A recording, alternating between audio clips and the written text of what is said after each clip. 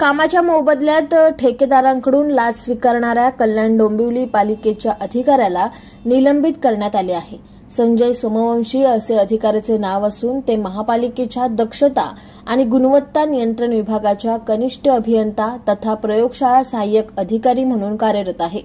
Concrete रस्ता आणि गटाराच्या कामाच्या गुणवत्ता तपासणीसाठी सोमवंशी यांनी लाच स्वीकारतानाचा व्हिडिओ व्हायरल झाल्यानंतर पालिका आयुक्त डॉक्टर इंदुराणी जाखड यांनी सोमवंशी यांना तडकाफडकी निलंबित केले।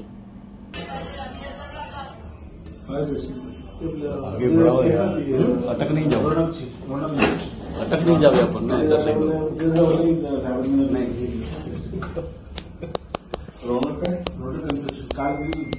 दोन दिले होते ना पैसे घेऊन ना उदय का उदय कसा माहिती का फ्लाइंग स्क्वॉड आहे त्याचा तो द्यायला येतो एक घ्यायला येतो एक आणि मग दरवेळेस आपला नमस्कार करतो आणि पुढे पुढे चालतो तो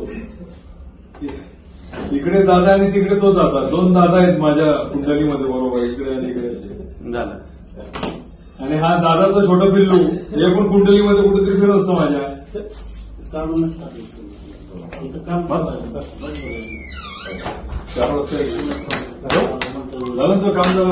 जस्ट आपल्या सांगितल्याप्रमाणेच मला ती माहिती पडली। आम्ही जे काही व्हिडिओ आहे ती मी लगेच पाहते आणि आपल्या सामान्य प्रशासन विभागामार्फत त्यांच्यावर तात्काळ दखल घेऊन योग्य खातरजमा करून कारवाई करण्यात येईल।